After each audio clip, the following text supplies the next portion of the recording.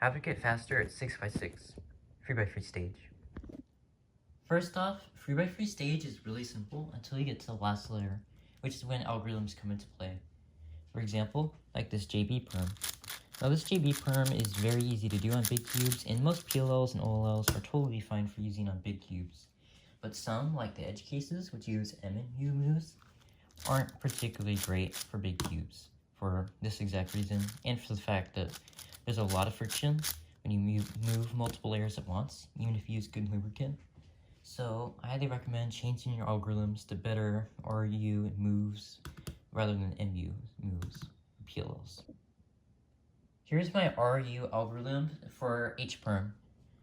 First off, you're going to start off with R2 on the right side, then U2, R2, U2, R2, U instead of U2, R2, U2, R2, U2, U2, and then U prime. Now the U perms. So starting with the UA perm, we're going to do this.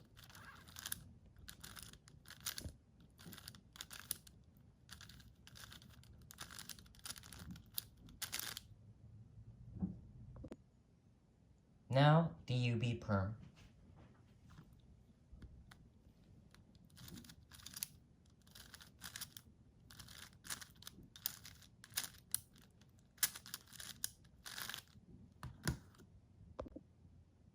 Lastly, the Z perm.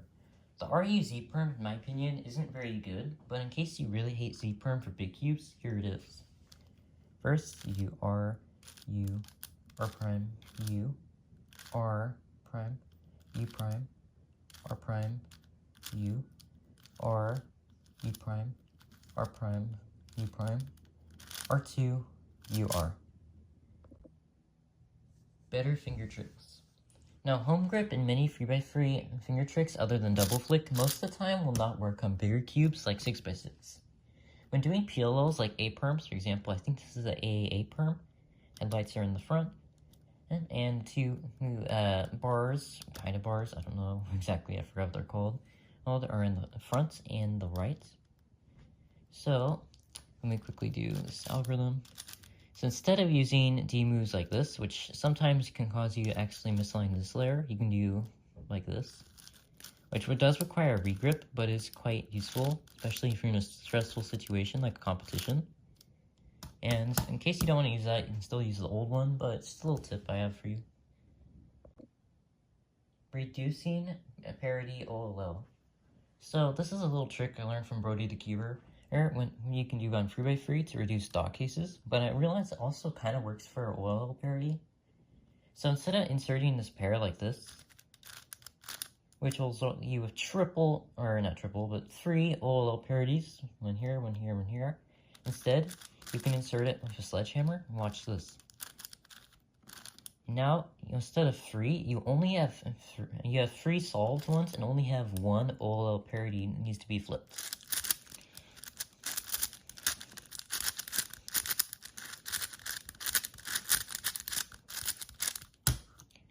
Much easier than having to do all three of the parities. Now, how about canceling in triple parity?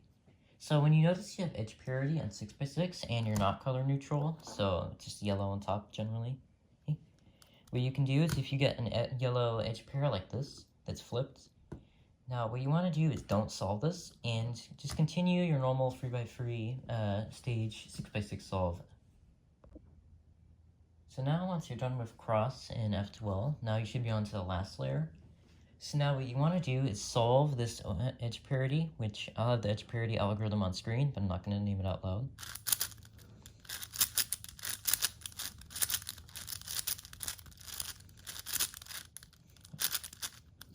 But now you'll notice it's actually a solvable OLL, so now, congratulations, you've successfully canceled out triple, PLL.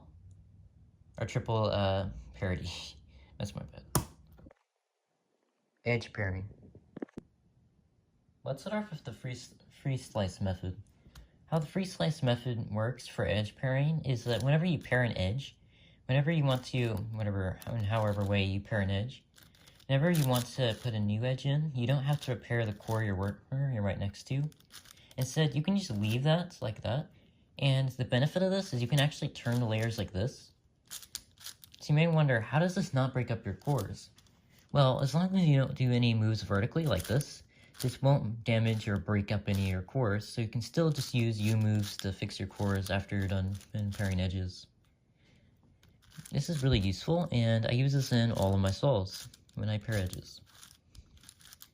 And it should be something every single cuber that does 6x6 knows. Whenever you pair edges, make sure to put your first 4 edges on one side.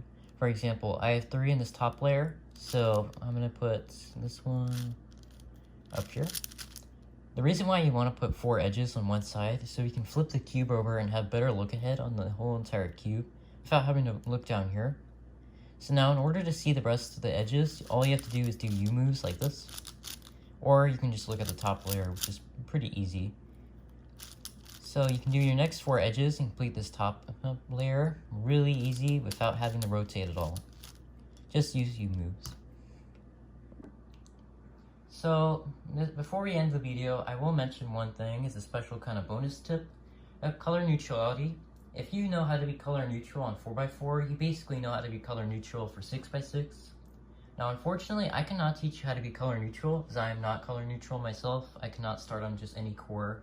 I will 99% of the time mess up a color scheme, which is super annoying.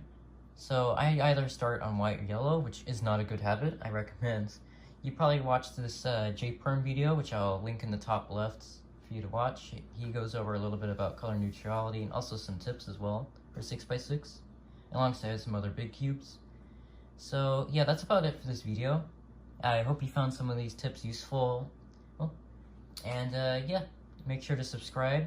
It greatly helps out our small channel, and I'll see you in the next one.